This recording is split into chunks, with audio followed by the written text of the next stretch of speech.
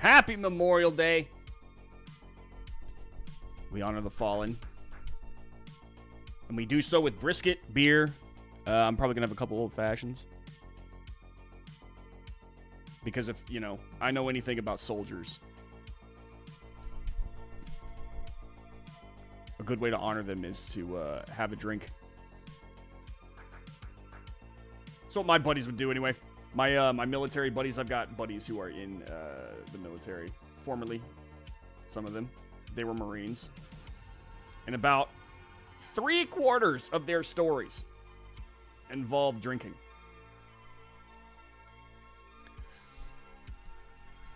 I do love it.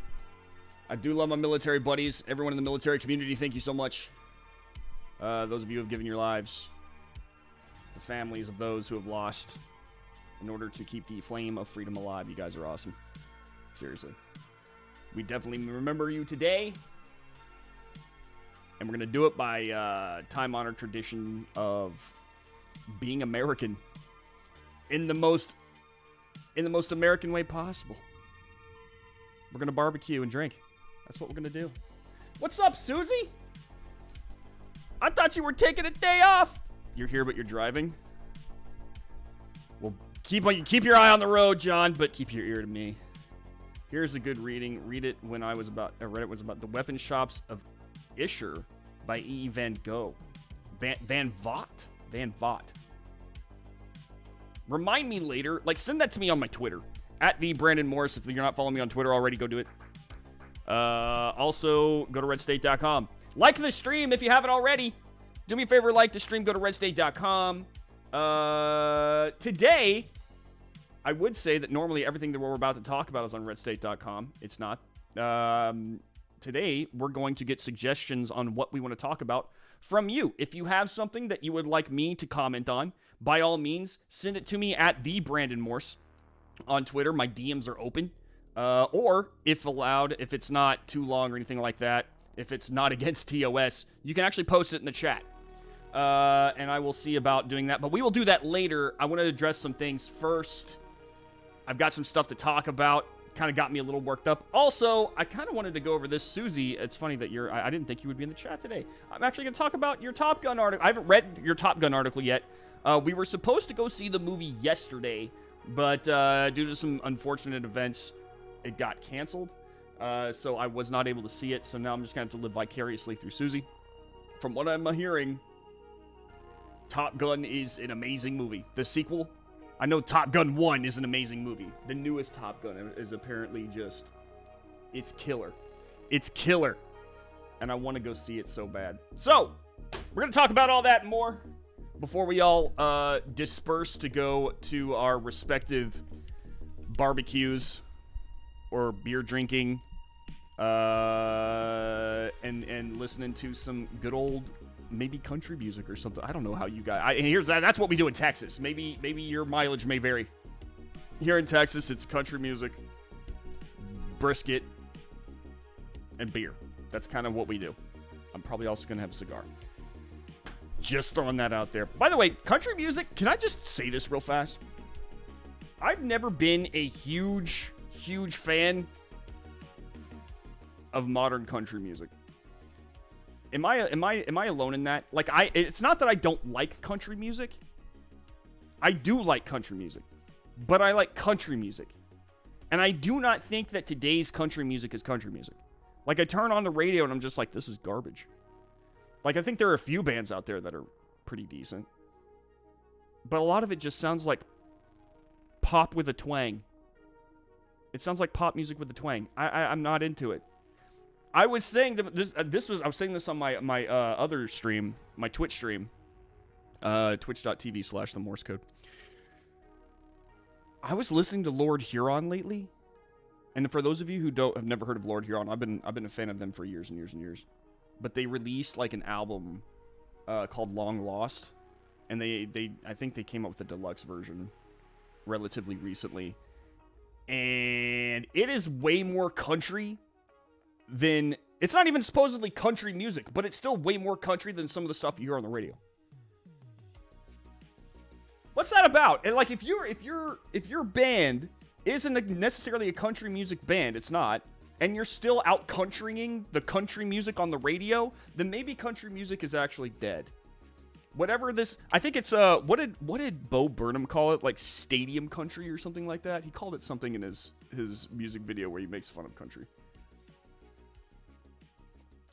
I go back and forth on country music. Yeah, find someone like Johnny Cash. They don't even have to be necessarily like a Merle Haggard or Johnny Cash type, right? Or like an old school George Strait. Look, I was raised in like the 80s and 90s on country music. My parents listened to primarily country music. You know, so I grew up like listening to George Strait, Clint Black, you know, Rick Trevino. All right. Garth Brooks. Like and Garth Brooks was actually pretty much closer to pop country than a lot of them, but I mean it was still country in my honest opinion.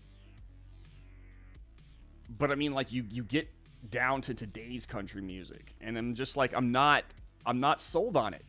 I listen to it and I'm like I feel like it's interchangeable with some of the pop stuff you hear on the radio now, which is also absolute garbage. Am I just getting older? Is that what this is? I've just reached that age where I'm like, everything sucks that the youth is putting out. Back in my day, we had real country music. Is that, am I at that age now where everything sucks?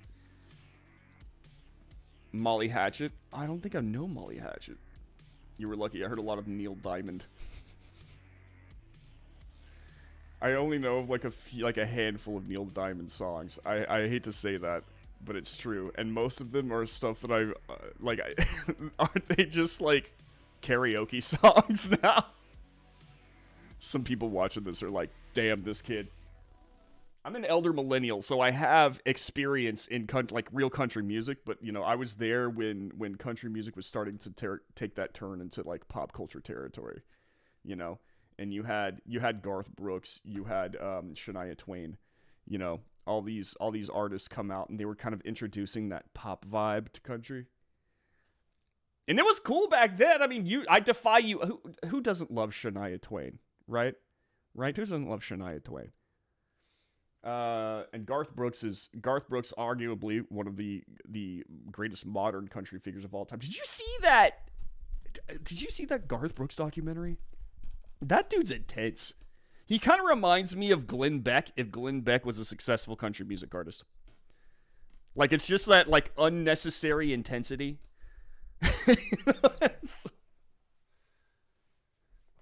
Wheeler Walker Jr. Boom Boom Boom, Johnny Lee Hooker and the Blues Brothers.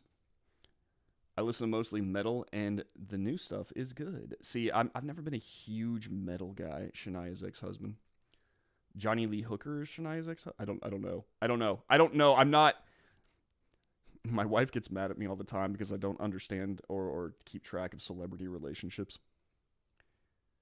Like, she's like, I'm like, who is what's her face married to? Oh my God, you don't know this is married to blah blah. I'm like, no, I don't know. I don't care. Lord Jim! Jason Aldean, Dirt Road Anthem is pretty good. I admittedly have not heard that. I do this a lot, though. Like, I noticed that, like, the newer stuff, maybe it is just me, because the newer stuff that any music genre tends to put out lately is in my mind, absolute garbage. Right? Because even, and God, I'm going to make some people really mad when I say this, modern Christian music is, in my opinion, almost unlistenable. I can't, I get on to various stations, and it's all that. Somebody described it one time as the Jesus is my boyfriend Christian music. And I'm like, that's actually a really good descriptor. Like, it's all, like, everyone wants to be Hillsong or some derivative of Hillsong now. And Hillsong is great in my honest opinion, Hillsong is great in small doses. But if I'm going to listen to Hillsong, why wouldn't I just listen to U2? Because U2 is Hillsong, or Hillsong is U2. Just kind of repackaged as Christian material, and I can't stand, and I understand the purpose of it. Before people get mad at me, I understand the purpose of church music, you know, where they repeat like the chorus 8 times, the bridge 50 times. Like, I get it. It's just my brain. There's something about my brain that cannot stand it. And you're talking to a guy who was raised on Jars of Clay, DC Talk, Newsboys back in the day, like back in the day Newsboys. All these and modern Josh Garrels. Josh Garrels is unbelievably good. But like, it's not that I don't like Christian music. I love Christian music. I just don't like the modern stuff. I really don't. Copperhead Road, solid song. Solid song. Get a cork board and ask her to help you with the relationship. Before long, it'll look enough like those homicide case boards. It's gonna be like Pepe Silva.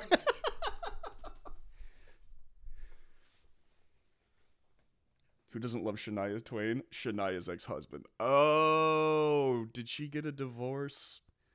Why am I weirdly not surprised by that? I don't like U2 all that much. Sunday Bloody Sunday is their best. I like a lot of goods. I mean, U2's pretty good. U2's pretty good. No Sleep Till Brooklyn, solid. That was like a bad country song, dad joke. That I'm apparently too dumb to keep up with. What about modern hymns? I just don't. I don't know, man. I'm just not into it. Like, I like it. Look. Again, your mileage may vary, okay? And there are probably examples out there that I would be into, okay? When I'm listening, and maybe this is just the way that I was raised on Christian music back in the 90s, late 80s and 90s. When I'm dealing with the subject of God and my relationship to him in Christ, I want to be able to like introspect and think really deeply about it and bring myself to a frame of mind of worship by contemplating the grandness of it, of him and his place in my life, right? Like on a very personal level. The Hillsong kind of method of getting people jazzed up to worship just does not work for me because it doesn't seem to pierce the mind or the heart. It's just kind of like get excited. It's like, okay. Or start thinking deeply. Like, I don't get anything out of someone repeating "You are the air I breathe" 50 times. I just don't get it. I'm just not that guy. I'm not that guy. If you are, that's fine. That's fine. You can do that. I'm not trying to put you down. I'm just trying to say that for me, it's I can't get into it.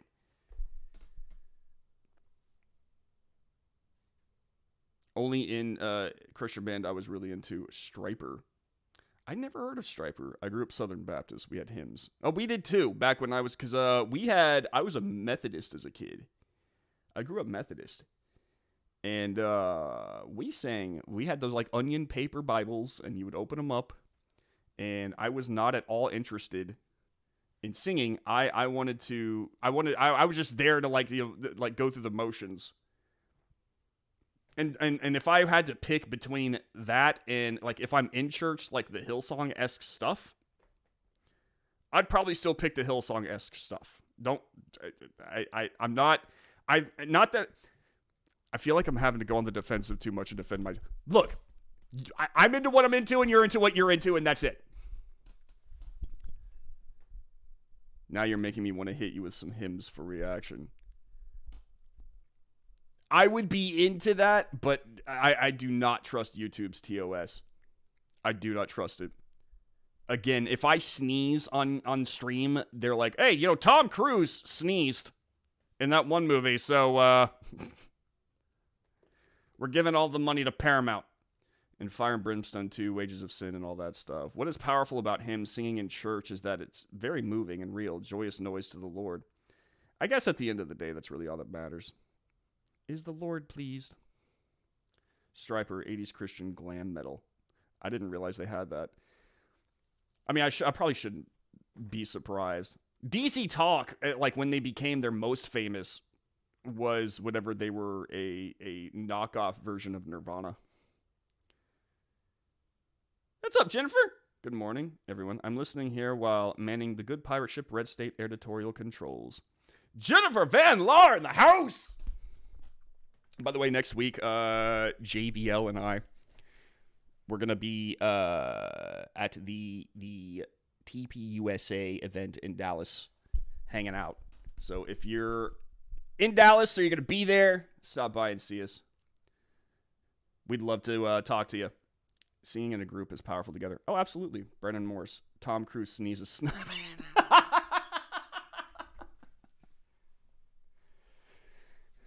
Tom Cruise does all his own stunts, but sneezing? Mm-mm. Also, whenever they need him to, like, have a stand, like, because, Tom Cruise is about 3'2", right? So whenever they need someone to look tall, they actually call me. True story. True story.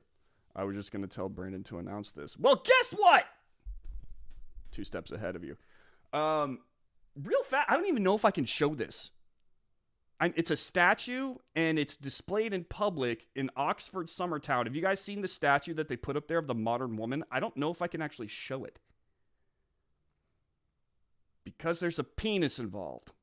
But it is just a statue. And it's all over it is up in public. I just think it's modern art. So if I can show here. If I can show this and it not be an issue. Right, because this is classic, like classic art, classic Greek art. All right, we can look at that and say it's fine. So I'm gonna guess that it's gonna be fine for me to do this. If it's art, it's allowed. From what I understand, I just want to make sure because maybe I'm just confused. Maybe I'm confused because if I'm being honest with you guys, the term art is being used here very liberally. All right. Have you guys seen this? This is the new picture, or no, not picture, a statue of the modern woman. A beautiful afternoon in Summertown, Oxford. Deeply honored to be asked to unveil Woman of Our Times, a moving graphic representation of modern femininity. Huge thanks to Lib Dem Sherwell Council for their love and financial support. Okay, so let's break this down, ladies. I'm sure that you woke up this morning and were very surprised to find that you had not only sprouted a third arm right here, but also a penis. What's that like? Y'all want to tell me what it was like to suddenly discover that you had a penis? And apparently a bear on your head. I don't know where that came from. What the hell? Ladies, do you have penises now? Can you guys clarify? Can I ask? Because the last time I checked, women didn't have penises, from what I understand, or bears on their head, or this. I can understand why the political statement they're trying to make with the dong, but I don't understand this right here, the arm. What's with the double arm here? The double jointed arm. Is that like a... You know what this was reminding me of a little bit? Like they're trying to do a really bad knockoff of Ronnie from Elden Ring. You know? I don't get it. I don't get it. Of course there's a wiener involved. Of course there's a wiener involved. Feminism, guys. Feminism. This is the new feminism. What the fuck is that on there? It's like okay, so the bear, it looks like a small, I want to say it's a child, but it's like, I don't know, the proportions just seem kind of like personish. Like grown personish. The bear is, okay, so it's a person, and it looks like it also has breasts, by the way. Now that I'm looking at it, it looks like it has breasts. And it's got a skirt, like a definitely wearing a skirt of some kind. It's got human feet. And looks like human hands, like the hands are resting, but it's got a bare head. And I'm the closest thing that I can assume that it means is that this is Mama Bear, and the child is like a baby cub, and this is Mama Bear. I still don't understand the arm thing. Did someone have insight into that? I prefer tasteful art in general, and this ain't it. This isn't tasteful. This is way different than this. Okay, I can understand the difference. I don't want to scroll down just in case. Twitter likes to post weird stuff. Let's just say that. Just think, someone got paid to make that. Did they get paid? This looks, these starving artists. Just think, someone got, damn, that radiation kicking in though. Turns your babies into bears and gives you appendages you never thought you'd have before. I thought it was going to be a monkey on her head, and then that would at least lead to the monkeypox jokes. No, they went with what I assume it's a baby bear. I assume it's a bear of some kind. I mean, it could be a badger. It's really hard to tell because the artist is clearly not that great. Cake makers thought they had it bad. This is we're reaching try-hard territory, guys. We're reaching try-hard territory. Like, they're really pushing this, really pushing it hard. No bell ring for that one. This is I don't know. I appreciate art. I like art. Trust me. There are even some modern art pieces that I understand and think are half good. But I mean, like, this isn't art. This is bad propaganda. Let's be very clear about this. This is bad propaganda, is what this boils down to. I'm just gonna say this in YouTube. You can ban me if you want to. Speaking of bans, we're gonna be addressing the soft ban that Ethan Klein had here in a second. But women and men aren't the same. There are no men who are women. Women don't have penises. I'm just gonna go ahead and say that right now. Women don't have penises. They do in some animes, and that's if y'all want that kind of stuff, then fine. But let's be clear. This is not the modern woman. This is not today's woman. Today's woman is a woman. I'm not a biologist, but from what I understand, I'm just saying, my wife and I we're having a kid, right? And I don't think it would have worked out if this was the plumbing. Just throwing that out there.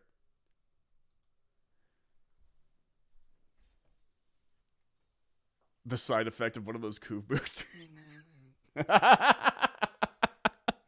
We're on booster number 3 or 4 now, and after a while, it really starts to take effect. You start to sprout things. Someone needs to turn this into a Fukushima nuke plant meme that, or just say, "This is your brain on drugs." That's it. I like the nuke plant meme thing. Someone needs to, like, I could do it. I have the ability. I could take the Photoshop and just kind of, like, put her in the middle of a like a Fallout New Vegas scenario. No, I have no idea why that has a third arm, and I really don't want to know why. I don't. It does. You know what? Now that I think, it does kind of look like somebody threw her into the midst of, like, a really bad radiation problem. It's a character from, like, Futurama. No, I have no idea why I already read that. But I thought mama bears were extremists and terrorists. Are they glamorizing this? That's a good point, Jen. That's a really good point. Now all of a sudden, mama bears are cool. Dude, there's one, like, the disappearance of women has been one of the most mind-bending things for me, because, like, I swear to you guys, it's so flip-floppy. Not that many years ago, feminists ruled the roost, and I'm not talking about, like, feminists, like real feminists, like Jen or, Kimberly Corbin or something like that. I'm talking, like, straight up leftist radical feminists ruled the roost. And you couldn't say, like, they were so bold at one point in time that they were talking about how, hey, women shouldn't go to prison for anything. Doesn't matter what they do. And people were like, "Yep, that's true. That's true. They shouldn't go to prison." Like that's how deep it got. And like in the course of like that moment, that prison moment that I was just thinking of, I think that was 2014. 2014 when I saw that headline and was like, we've reached peak feminism. And then from there, people started to like kind of sour on third wave modern feminism because of how cocky they got. And you know, it doesn't help that there was a whole bunch of people out there accusing innocent people of rape and then finding out that they didn't do anything and then nothing happening to the person who actually accused them. But then like around 2015, a year later, after people had begun souring on feminism pretty hardcore, and especially because Hillary Clinton, I think, started really utilizing it and people were just turned off by it, you had the whole entire Call Me Kate thing pop up with Caitlyn Jenner, and immediately transgenderism took control of the conversation. Now they were number one, not feminists anymore. Transgenderism was number one. And now in 2021, not now, obviously, in 2021, you actually started having people. No, it's probably earlier than that, maybe 2020.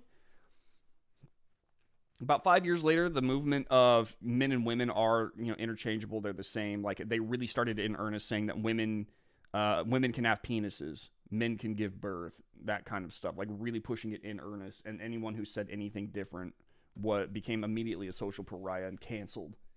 And then now, you know, fast forward and you had a justice who couldn't even define what a woman was. And then out of the blue, because of the abortion debate, feminists came roaring back, baby. It was all about women. Women are back. Women are back. And now we're going back. It's like, oh, the abortion thing wasn't as powerful as we thought. Back to transgenderism. Ethan Klein can go jump in a lake somewhere. Do him some good. Looks like he needs a bath anyway. That dude. All right. Yeah, let's move on. Let's move on to this because this bugged the crap out of me. This is abject nonsense. I'm so tired of people like Ethan Klein getting away with what he says, and everyone's like, "Oh, but he got banned, right? He got banned for 9 days. He got banned for 9 days for what I'm about to show you." I hope this does not get me in trouble. Again, YouTube, for context, I am playing what he said. I've seen other videos and stuff like that go over this.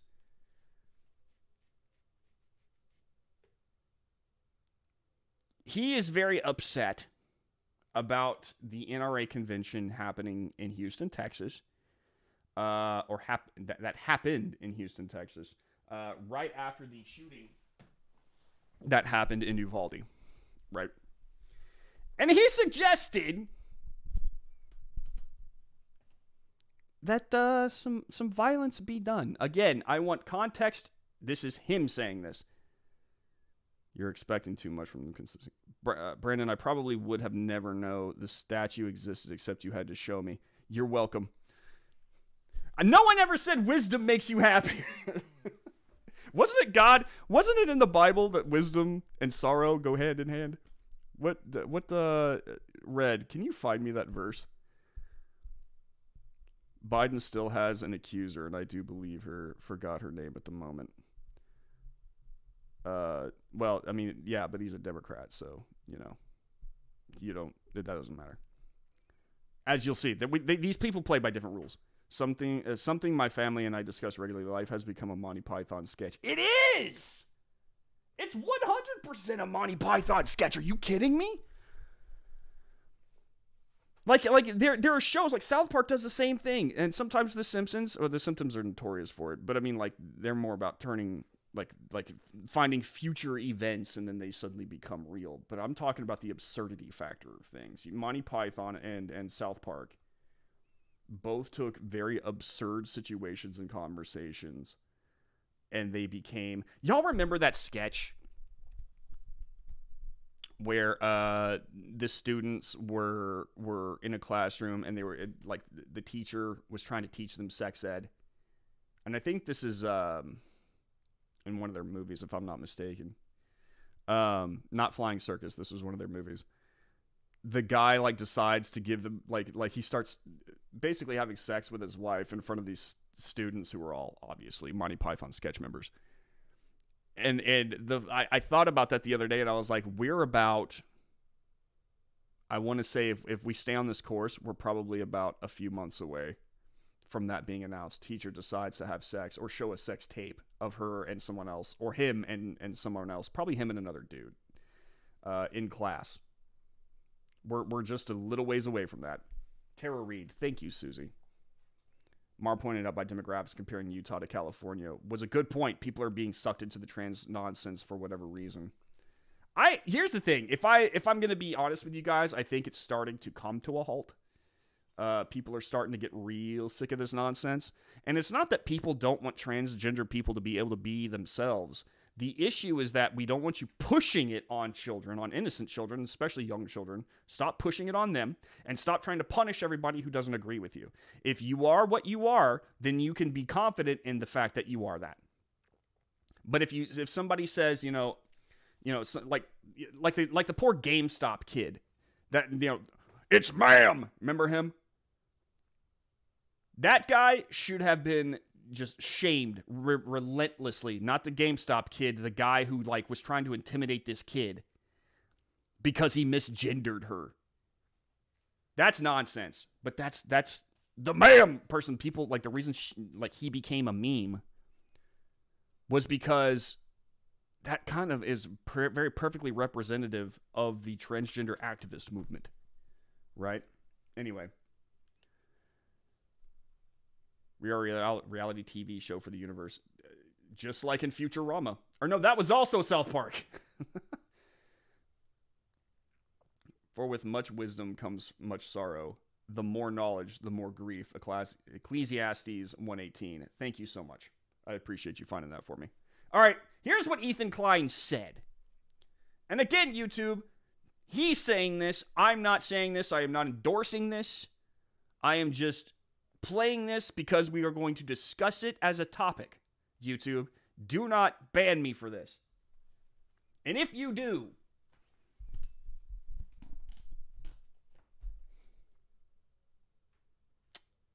I'm just saying that Twitter is getting bought by a billionaire because they screwed up so often. That's all I'm going to say. I literally don't know what to do, and I feel hopeless. I feel like there's zero hope. Yeah, I don't know. I was wondering... So there was a big protest outside the NRA meeting, which was good. Do we have any insight into what they're actually talking about there at the NRA meeting? I'm gonna let me go ahead and they were discussing the Uvalde shooting, and Ethan Klein brought up the fact that there's an NRA meeting happening in Houston at the time, and these are his comments. This is what he said about the NRA meeting. Into what they're actually talking about there at the NRA meeting that's today in Texas. Someone should bomb that building. Mm-hmm. Okay. Immediately, you could tell that he's looking over and someone's like, oh, God. And he's like, yeah. But I want to point out this one more time.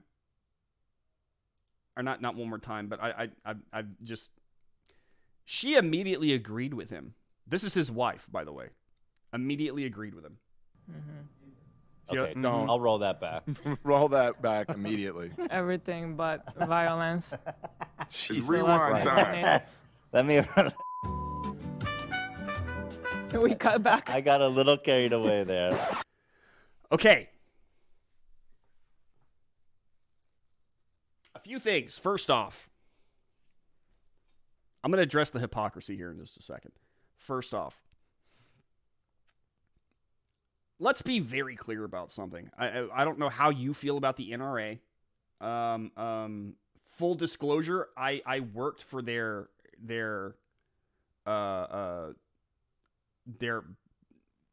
advertising arm, Ackerman McQueen, for a while, for like a few months. worked for their advertising arm, and I worked with Colin Noir and stuff like that on his productions. Made a couple myself. So I worked with the NRA for a while. I want that fully out there as a contract worker before I get into this. But that said, I don't know how you feel about the NRA, especially as of late. Many conservatives have turned against the NRA for various reasons. Many of them absolutely legitimate. And it's okay to disagree. Okay, I want to make that clear. But with that said, no matter how you feel about the NRA is not responsible for what happened in Uvalde. They're not. The people who attended that conference are not responsible for what happened in Uvalde. They're not. Okay? The NRA, its primary mission, at least it's supposed to be primary mission, is to secure the rights of the American people to have firearms, to bear arms, and to stave off radical legislation that would attempt to deprive the people of the best means of defense. That is their supposed to be primary mission. There a lot of bad stuff happened in the background with money, and I understand that. I'm not talking about that right now. But regardless of how you feel about it, the NRA is not responsible for this. You always have, after mass shootings, you have people going out and immediately pointing fingers at the NRA because the NRA is typically standing in the way of many people's attempts, or many politicians and activists' attempts to whittle down the Second Amendment in one way or another. The Second Amendment and the laws around it, many of these laws, which are absolutely good to have, would not have stopped the shooter if we had tightened it even further. It would not have. And we've talked about this before. You know, many people out there are like, well, why can't we just get rid of AR-15s? Why can't we get rid of AK-47s? Why can't you enact wait times? Why can't you do universal background checks? We have background checks. Wait times typically do not stop things from happening, because especially if it's a premeditated murder, they'll wait. Suicides, they'll wait. Okay. It has not really, there's no real data that says that wait times actually do anything.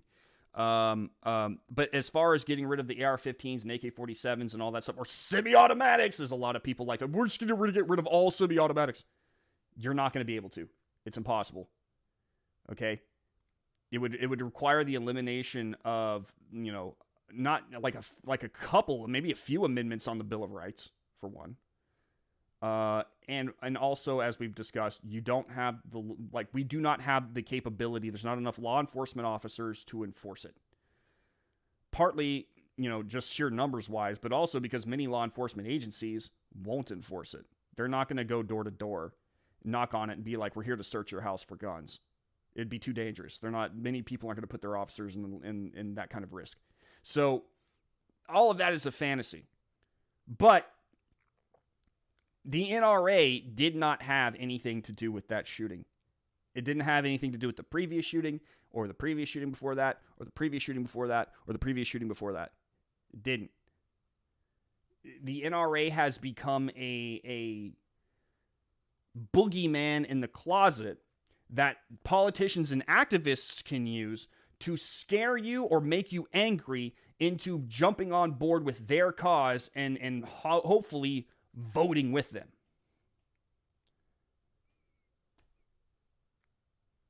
Okay, the NRA has its problems, but causing shootings isn't one of them. So this whole entire thing that Ethan Klein has about bombing the NRA is misplaced. It's misplaced anger. He doesn't understand that. Many leftists don't understand that. They know nothing about the NRA.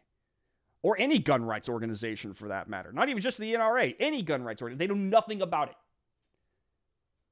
They just assume that, like, you know, a shooting happens and the NRA is like, well, at least guns are good. Like, you know, that's not That's not the whole point. But hypocrisy-wise, let's address the hypocrisy. Not a single mass shooter was an NRA member. Someone married that. Yeah, she did. This is my only comment on Ethan, and it's that I cannot comment. If I do, I will get us banned. John, you can put it in the politics section if you want of the Discord. I would have less problem if he didn't claim it was a joke. I'm gonna address that in a second because I don't think it was a joke. I don't think it was. I'm gonna address that here in a second. He doesn't care unapologetic, and if someone does, he is fine with it. Too much of a coward, but he has to push conflict. Period. I think that's all he has left is the issue. That's all he has left. Ethan Klein. They use chaos and conflict with the violence on a regular basis and then play the victim and blame others. Divide and conquer old as time. Yep. Can you, audio? Dude, I swear the audio. I think he's just quiet. I'll turn him up more, Erkin. In style of Jimmy Lee, I was testing my audio settings. Oh. I don't know who that is. Educate me, Erkin. They want a violent reaction while they are in power so they can lock us down and use it as an excuse to take more power. Vicious cycle. All I can say is they better be careful. Won't work well for them. It never has it here in America. Anyway, the hypocrisy of this is very apparent. Because if Ethan Klein heard somebody else, be it me, be it Jeremy from the Quartering, be it Tim Pool, Razor Fist, any of these YouTubers who kind of lean right of center, or have right of center beliefs about things, we'll say that, because not all of them are necessarily right wing. If any of us had said anything like that, and I said, let's say that I said something along the lines of, I wish for violence to be done at the DNC in some shape or capacity. Let's say that I said that, and I immediately walked it back. Do you think that Ethan Klein would be there going, okay, guys, he's just kidding, clearly, and I said, oh, it's a joke, and I start joking about it. Do you guys think, joking about it in the way that you're going to see him do it too, do you guys think that Ethan Klein would come to my defense? Because I don't think he would. I don't think he would at all.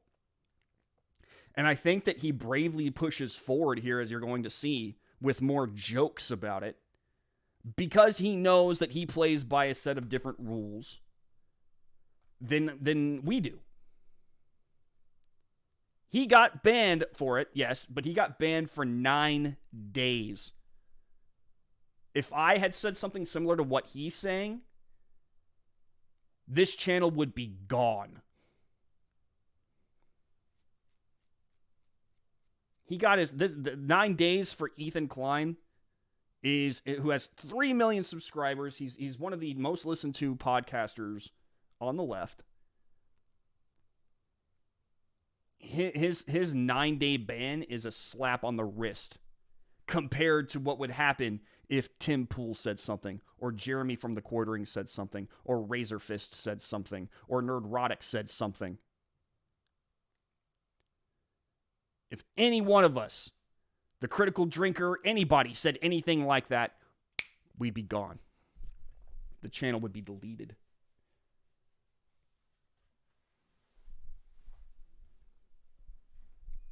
But let's go ahead and continue.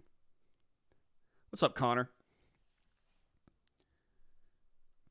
Ethan only cares about money. Easy enough to see his motivations and use it against him. Greed is funny that way. I think he does care about money, but I think that there's something else going on. I think Ethan Klein is honestly on a mental decline of some kind. There's something going on with him, like, that has driven him to, because I mean, like, if you watched H3, like old H3, Ethan Klein was very, like, I would want to say centrist. Like, he would make fun of people who were on the hard left. As much as he would make fun of people, he was like a respected podcaster, and people like gravitated to H3 because it was just a really entertaining, interesting show. And there are moments where Ethan Klein back in the day, especially when he was doing Frenemies, he actually looked like he was a very sane person. But I mean, like, and just as recent as Frenemies. But lately, I feel like he has become so thirsty for a more political crowd that he has devolved into being a complete asshat. He wants to be Hassan Piker. I think he wants to be Hassan. He wants to share a cut of what Hassan has. He's seen that he could probably get a pretty good, decent crowd going on the left, and I think that he even had at one point in time, I think he started, I don't know if he's still doing it because I don't watch hardly anything with Hassan on it. But I mean, like, I think that he and Hassan started a show together at one point. And I think he was trying to get in on Hassan's viewer base, which is substantial. Substantial enough for Hassan, a socialist, to be able to afford a very expensive home in California.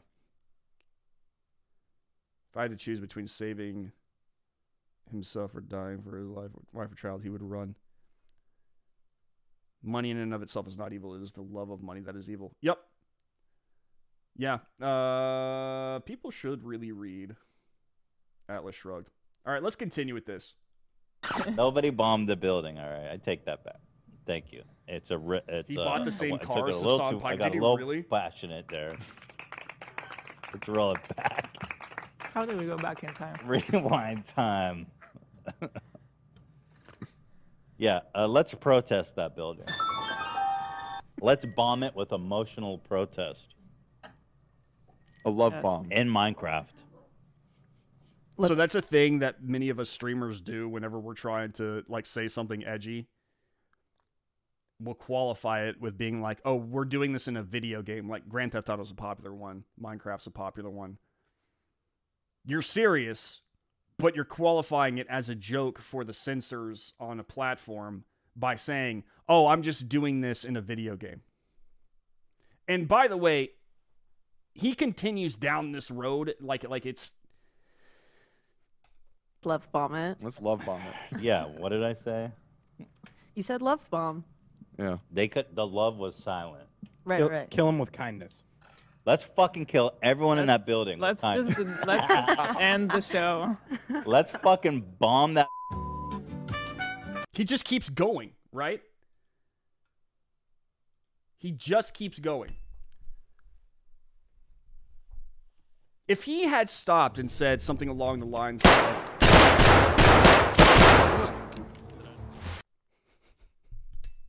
Autoplay. Swamp Fox TV. Tarkov. If he had stopped for a moment and said, hey guys, it got away from me. I'm obviously very emotional about this. I apologize for what I said. I do not want, and let me make it clear, I do not want anybody harmed, no innocents harmed. I did not mean what I said. I would have had, I still would have been like, dude, that's wrong. Like, you really messed up there. But at least I would have had some form of understanding. Because people, all of us, we all do this at some point. We get super emotional, we get angry, and we say something we don't mean. In a moment of anger and frustration and sometimes even, abject love for something, we say something we don't mean. If he had come out and said something like that, I'd have been a little bit more inclined to be like, all right, guys, he was wrong. He admitted he was wrong. He didn't mean it. Let's move on. We don't have to sit here and dog him for it. But instead he tried to play it off as a joke. And the thing is like, he made it very clear as he went on, as he continued to joke about it, that he wasn't joking. And the people who are defending Ethan Klein, Ethan Klein's out here defending himself with it, because he's over here saying stuff like, he's memeing it with it now. He's memeing with it now. 19 children dying because we don't want to be slightly inconvenienced. I sleep. A YouTuber making a dumb, edgy joke and immediately walking it back. Bro. it's very clear that you weren't joking. It's very clear that you weren't joking. Your continued jokes weren't, they didn't have a sense of remorse behind them at all. And again, I want to point this out. If anybody had done what he did and he said the way that he did it and said it, do you think that Ethan Klein would have turned around and been like, no, it's a joke? Don't get me wrong. I'm the first guy who stands up and being like, guys, edgy jokes are edgy jokes. They're just jokes. I'm all about just keeping jokes as jokes. Okay, I was one of the people who stood up and I defended James Gunn about his edgy jokes because I knew that they were just jokes. And he was he's a shock guy. That was what he was trying to do. He was trying to get a reaction out of people. What Ethan Klein said in that moment was clearly like he wants that to happen. He wants that to happen. And the fact that he kept trying to push it with jokes made it even like badly. It was like a bad cover. Made it clear that he really did want that to happen. And that the subtext beneath his jokes was actually grounded in reality, which is why people are so upset. Because despite the fact that Ethan Klein's fan base is trying to sit there and say, oh, it was a joke. He's kidding. It's clear that he's not kidding. And we're not dumb. We can see that he's not. He really does want that to happen.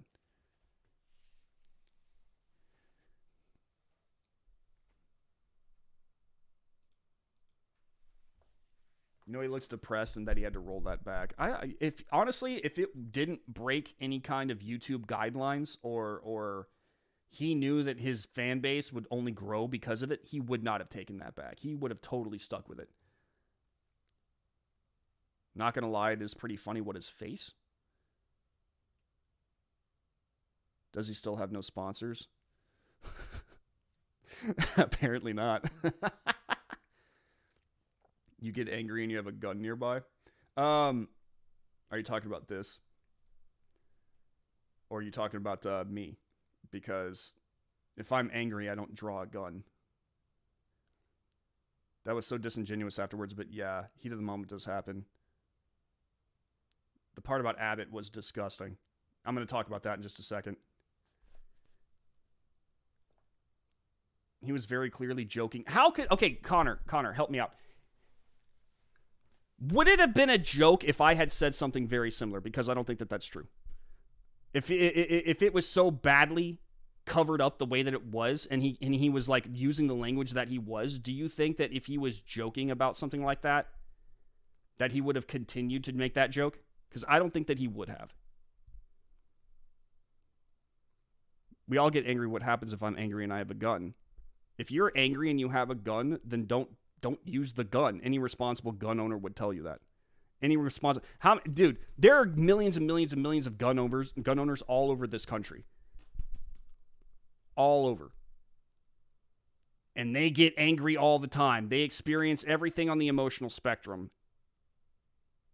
And 99.999999999999999% of them don't draw their weapon. How is it funny, Erkin? And now he's using it to promote more division, go figure. He is a podcaster, not a comedian anymore. He chose to go political. That's what I'm saying. I think he wants to be the new Hassan. Source, trust me, I can tell, bro. Hey, what's up, Half-Baked? How you doing, man? Explain to me how guns are going to make any situation where people are upset easier to solve. Why would you... Okay, if people are upset, why would guns be introduced into the situation? I don't understand what your point is here. Are you trying to say that guns, like if anybody has a gun on them while they're angry, that they're just going to use it? I don't understand. Are you trying to say that gun owners who carry, like they don't get upset? They are always calm. They're Spock? No, they get mad. You can be mad and carry a gun and not use a gun. Not only is it responsible, it's just plain like normal. I don't understand like this idea. Are you of the position that we all just carry and get mad and draw our guns all the time? The data does not show that. Ethan does own a gun, as I'm about to actually point out here. Well, now that you asked the question, Boston, what would you do? Angry with a gun nearby? Curious. If both sides have them, they act as discouragement from taking things too far. And that's I mean, a polite society is an armed society is a polite one. But I mean, a lot of that boils down to, let's say that we all did carry, and one guy did get upset enough to draw his firearm. How many firearms would be drawn on him? If we are in an armed society, like logic, you would have to weigh your actions against your life. Logic says that you would not do anything so stupid. You know, many people, like, you know, many places have armed security for that very reason. You want to make sure that you behave in this location. And people do.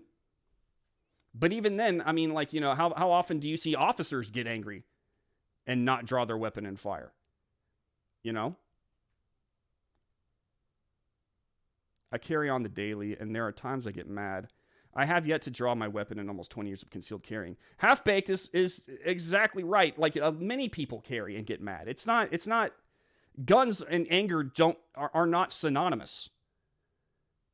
Like, they are completely separate. You know, back in the day, not everyone who got mad drew their sword and killed people. Like, it's weapons and anger are not wholly related. They are used in conjunction sometimes. Yes, absolutely. I'm not saying that that's not true. But let's get real here. If Americans really did draw a gun every single time they got mad, then the dead in this country would be stacked miles high. Exactly. Firearms, we don't use firearms. Amtrue's right. We don't use firearms to solve anger issues. Can you use a gun you don't have? No, but you can still get one from, you know, somebody. You don't even have to go to an FFL. Do your parents have one? Does your uncle have one? Does your friend have one? Does your neighbor have one? Like, this is Boston. I'm just going to say this because we've been saying this over and over and over again on this show. And thank you for coming. I'm happy to have this argument with you. You cannot wave a magic wand and have all the guns disappear tomorrow. You cannot ban guns and have it all disappear tomorrow. And even if you I mean, have you looked into what it takes to ban the Second Amendment? And let's say that you did ban the Second Amendment. What happens after you ban the Second Amendment? Guns are made illegal. You still have millions and millions and millions of firearms in this country. Right? You would have to go door to door and search for them, which many people are going to hide them because they don't want to give them up. They just don't. They're not going to. America is a gun culture. We're not going to give up our guns. All right? You would have to go door to door and search every single house to make sure that they don't have guns in them, which you can't do because the Fourth Amendment would stop you. You have to have warrants, and you can't issue a mass warrant for the United States of America. You just can't. And even if you did, there aren't enough law enforcement officers in the nation to go through and collect every single gun and find them. There's not. Unless you're willing to create some sort of Gestapo that utilizes fear and jail time and like basically abuse of the citizens to try to scare them into giving up their guns. But here's the thing about Americans. We're rebellious by nature. Do you think that if, let's say that you did create some sort of federal Gestapo whose entire job is to search the homes and secret hiding places of Americans for guns like the Germans did for the Jews back in the day. Let's say you did create that. How long do you think it would take before Americans rose up and said, hey, you want my gun? Come pry it from my cold, dead hands. And then some stuff started happening. Law enforcement agencies many have stood up and said, we're not going to enforce this law. It's too dangerous. For the very reason that they know what would happen if they started trying to eliminate the right of firearms from Americans. This gun-free America thing is a fantasy. It's an abject fantasy. It will not happen.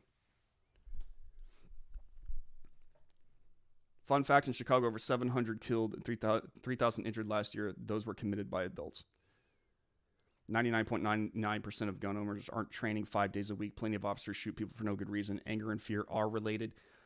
Bro, I'm not saying that people don't use weapons when they're afraid. I just said that earlier. I understand that. But you're trying to make the case that gun carriers and anger just go hand in hand. Like carriers just get angry and we pull out our guns all the time. I own guns and I'm angry. Like at least 2 times a day at something. You know, like someone cuts me off in traffic, or, you know,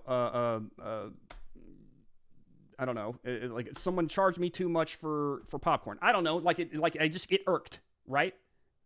But I'm not drawing my weapon. Someone cusses me out, I'm not drawing my weapon.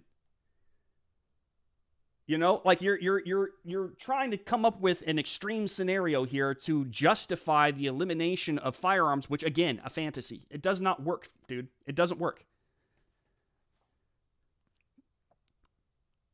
He seems to also think that if the right joke can be about stuff like this, why can't I? And that's why in the moment he was continuing to double down. I'm sure he feels like there's a double standard.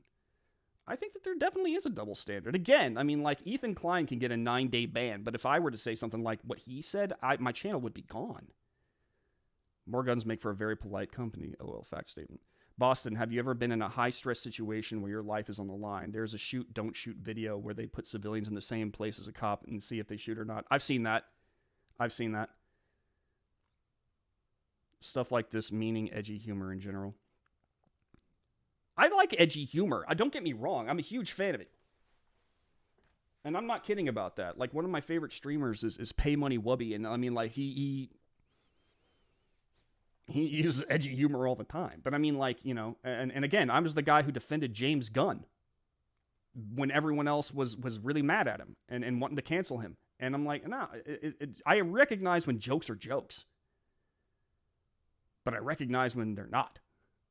A lot of people, I mean, Klein did not do much to cover up the fact that he wasn't joking. Like, he of course, he joked more and he made him edgy. But I mean, like, it's not, you could tell the subtext beneath it was not joking. Like, I don't know.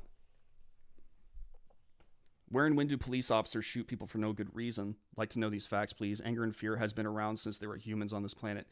Look, police make mistakes. My dad was a police officer, and he's met officers that he didn't think should carry the badge. He'll tell me that. But I was surrounded by good police officers my entire life. Like really good men who would jump out in front of danger to save innocent lives. I've known these people, all right? I'm not saying that police don't make mistakes, but let's also be very real. You're once again taking examples of mistakes or bad guys with badges and trying to blanket that with the entire police force. That's not, again, not true. You can't take these small, I'm addressing Boston here. You can't take these small instances and just attribute them to the general population. And maybe not necessarily the right, but again, more generally, his ideological opponents.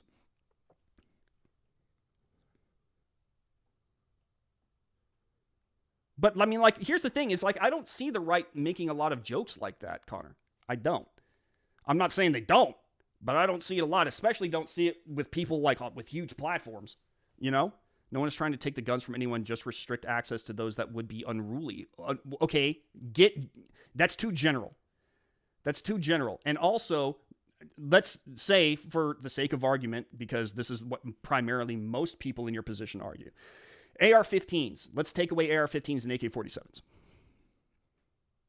Let's make them illegal. Okay, let's say you succeed in that, which is going to be very difficult to do. And I know we have before, but again, I don't think that would stick, again, if they tried. But let's say that they do. There are so many AR-15s and AK-47s in circulation already. Okay? And you can try to issue a mandatory buyback. Many people aren't going to turn them in. They're just not going to. We don't have to register our guns in the United States of America by design. So I'm not, you know, I think a mandatory buyback would result in probably a few hundred guns coming your way. You know, giving them up to the police, which for some reason, now the police are good. Now the government's good. I don't know. Weird. Because I thought that they were evil. But do you think that of the millions of firearms in circulation right now, millions would come back? Because I don't. I do not. I've had conversations with people all over this nation. And on top of that, Boston, I want to remind you of something. Over the past 10 years, gun ownership has shot up. And I mean by record numbers. Almost every single year, something happens that causes people to really want to buy a gun. One of the most recent events that happened was the Black Lives Matter riots, which caused a lot of people to go out, first-time gun owners, to go out and buy a firearm to defend their homes, their businesses, their neighborhoods, okay? One of the reasons that many Democrats up until now did not want to talk about gun control was because they knew for a fact that there were more first-time gun owners in this nation than there ever were before, and that you could not convince them not to be gun owners because they saw what happens whenever something happens in the media blows it up. Next thing you know, your neighborhood's on fire. They did not want them to be the gun owners, the fresh gun owners did not want themselves to be the next victims of some riot or Antifa attack, so they armed themselves. And they have every reason to. By the way, you said no one is trying to take the guns from anyone. Yeah, they are. Dude, I have way too many. I got a bajillion tweets just the other day with people all saying, I want to take your guns. Like, I want guns made illegal. I want this made illegal. I want that made. Like, I saw that. And also, by the way, given the fact that we now have millions of people who are AR-15 and AK-47 gun owners, you are trying to take guns away if you're trying to make them illegal. Throwing that out there. Talk about the Abbott part. That was worse, in my honest opinion. You want me to talk about the Abbott part? All right. This is what Ethan Klein decided to say about Governor Greg Abbott. Why would Abbott even pretend to care?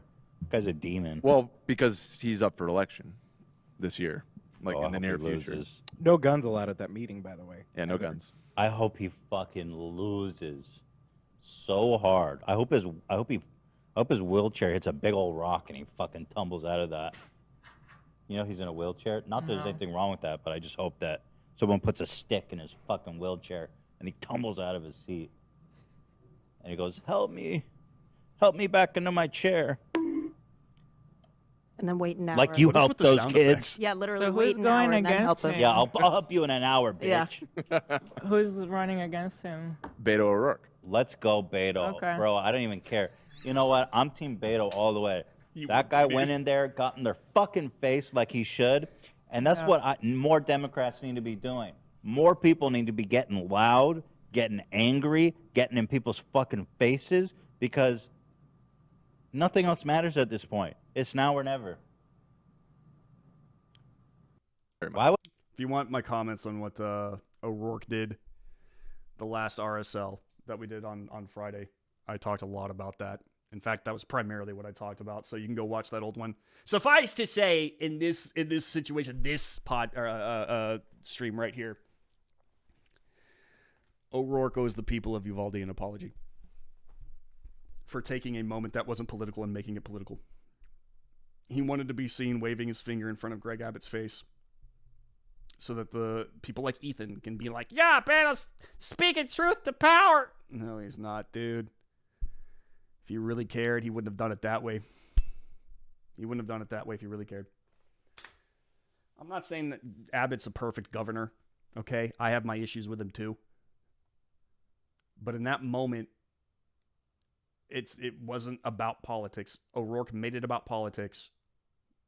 You know? He didn't have any solutions. If you heard him talking, he didn't have any solutions. He was just there to nag Abbott. He was there to nag Abbott and be seen doing it. Ridiculous, man. But this whole thing that Klein just did with the whole, like, oh, I hope that he falls out of his wheelchair. I am almost willing to write that off as him, you know, just joking around. But I mean, like, if it is a joke, let's say it is, and I'm willing to give him the benefit of the doubt here, it's a really mean-spirited one. It's, like, not even funny. Jokes are supposed to be kind of funny. This guy's just like, God, I hope he falls out of his wheelchair and, like, no one's there to help him. Okay. Hilarious.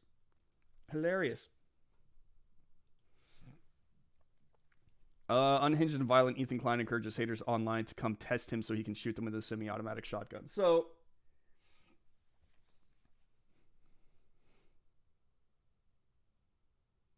I don't know, man. This guy, the amount of hypocrisy coming from Klein. I would play this, but you get it. The amount of hypocrisy from Klein kind of tells me that I don't know, I think he's losing it, man. Clearly, I mean, his channel is on the decline. He still has a lot of subscribers, but his channel is on the decline. He is getting more and more mean-spirited. You know, his jokes are hardly even jokes anymore. I don't know. He used to be a comedian. He used to, like, make funny videos. H3 used to make very funny, weird videos. Like, they are a legacy YouTube channel. But I worry that someone like Ethan Klein, who has developed a very loyal fan base, a very loyal audience, who goes off and jokes like he jokes, which are clearly not jokes, and his fans know it. At some point in time, I worry that someone will take him seriously. And again, I'm all about edgy jokes. I'm all about edgy humor. I was raised on edgy humor. All right? I've been watching South Park since I was 12. You know, I love edgy podcasters, edgy streamers. I'm not... But you know when it's an edgy joke and you know when it's not. And there are people out there who don't understand that.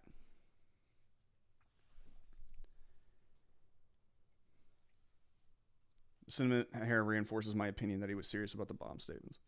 Well, Connor, he did apologize, sorta. Why would he still be using it to push this agenda to divide people and push ideology? Just sad. She looks afraid. I think she knows when he goes too far. I forget her name. It's something like Eula. I can't remember. I think he does know when. But again, I want to remind everyone that she initially agreed with him when he said that. Why believe that he's serious about an apology about the bombs when he goes on to wish harm on Abbott? Again, like the mean-spiritedness, he's clearly... Here's the thing. I don't blame people for being angry about things when they are in the positions that they have ideology-wise. Okay, he can be as mad as he wants. And that's fine. Everybody suffered some sort of emotional pain, given it's nothing compared to the emotional pain the parents suffered, but everyone had an emotional reaction in some capacity to the Uvalde shooting. People's anger is going to skyrocket. They're gonna say and do things that they don't mean at the time. Frustrations are going to mount. Political battles are going to happen. Arguments are going to happen, and that's fine. That is fine. It's a perfectly human thing to do. But when you do this human thing, own it. And Klein isn't owning it. He's not owning it. He is trying to write it off as like he was just joking. And now he's like shoving that in people's faces and trying to like defend it. He's like doubling down on it. It's like, dude, just admit you weren't joking. Just admit it. And like, be honest about it. Be honest. If he had just been honest from the get-go, I would have totally respected that. I wouldn't have liked it. I'm not saying that, I would have been like, oh, yep, Ethan Klein, great guy. No, I'm just saying that, like, at least I could respect the fact that he owned his own nonsense. He's not joking, guys. Let's be real. She looks like she needs to wash her hair. Ethan also revoked the donation that Gila, that's her name, not Eula, Gila. Company Teddy Fresh promised. They raised $50,000, submitted to the Uvalde GoFundMe, then took it back. The Kleins are even. Did they really? Oh my God. I didn't know that. I hadn't heard of that. Dude, if that's true, screw Ethan Klein. I mean, already I don't like him. The guy's just, he's a turd. But dang, dude. He isn't worth my time or energy, to be honest. Here's the thing. Because I kind of, somebody said this to me earlier, and I was like, well, here's the thing is, Klein might be a guy on the decline. Decline. Clever. but he's still a very, very, very listened to person, given less and less and less and less over time. But he still has a lot of people who subscribe to him and listen to what he says. He has his defenders, people who will buckle down. And on top of that, I mean, if the Hassan Piker crowd really is kind of fusing itself with the H3 crowd, then you can damn well bet that there are going to be a lot of people who will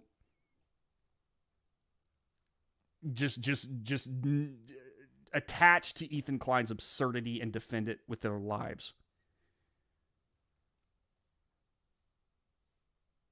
But because he still has a major audience that listens to him, he is worth talking about. And I think it's very important that we highlight this kind of stuff. And I kind of take Jeremy of the Quartering. I like the way that he says it. You know, like, I do wish Ethan Klein the best. I hope that whatever is really plaguing him mentally right now, I hope it lifts. I hope maybe he has some sort of renaissance in his thinking, that something turns around. I really do. And he comes back to reality. I want that. Because, I mean, like, Ethan Klein, whether you like him or not, I mean, like, at one point in time, he was somebody worth watching. He was. Now he's not. Because something's driving him crazy. I don't know what it is, but it is. Mr. Noob, they are all brainwashed and stressed and don't like losing the narrative. Reality really sucks for people like them. South Park is one of the best shows on the planet. Because she knows if she goes against Ethan, Ethan is going to do what Robert Reich said and give the back of his hand. I don't know if he's going to do that. I don't want to put that on him, but I don't know. They are clearly a couple in love. I think that's been pretty established. Then again, who knows? Ethan seems to be changing quite a bit. Who knows? This was personal for the family, city, community, not him. They used to push in the... That's a very good point. That's a very good point, Amtrue. He has the 13th most popular podcast in the USA. Yeah, Erkin is correct. He is someone worth addressing whenever he pops off like this. You run to the fight. You don't ignore the fight. And I want to make that very clear. I'm kind of running out of time here. I'm sorry, guys. We didn't... You know what? Maybe on Wednesday we'll do a viewer... And I'm sorry I didn't get to that. We'll do a viewer suggestion. Running from the fight has never helped us ever. Because that's how they took Hollywood, and now you have the MCU, you have, this horrible, like, Halo, you have Lord of the Rings being bastardized, like, all of that happens, and those are just, like, that's just a finger, like a finger dipped into the icing of this crap cake. All right? If it is there and it is popular, just saying, well, I don't know anything about it and I'm just going to ignore it because, it's not going to go away. It's not it's like cancer. You can't just ignore it and expect it to just eventually disappear. No, it gets stronger. You have to address it. You have to attack it. That's my position on a lot of this stuff because I get asked that all the time. Why do you care about this stuff? Why are you addressing? What are you talking about? Because if we don't, then these people are just going to get louder if they stand unopposed. Again, their arguments exist in a vacuum. Don't create that vacuum for them. I used to watch Ethan in 2014, 2015, and he was hilarious. They would get millions of views. Now he's lucky if he can stop them. Yeah, I know. It's almost like Ethan Klein is what G4 TV happened. Like G4 TV, it happened way quicker. But Ethan Klein is just a really slow version of G4 TV, in my honest opinion. Like, super, super popular, and then he just went off the deep end one day, and just the decline continued ever since. Jeremy, his wife, went out for pizza without him. Jeremy from the Quartering, his wife went out to pizza. Wait, what? I wish no ill will towards anyone. I pray for everyone in the world every day. I hope you... Exactly. She doesn't like his weight. Jeremy's or Ethan's? This woke crap is burning itself like a virus. At least I hope it is. I think it's slowly losing. At least the woke woke culture is slowly losing its power, slowly losing its ground.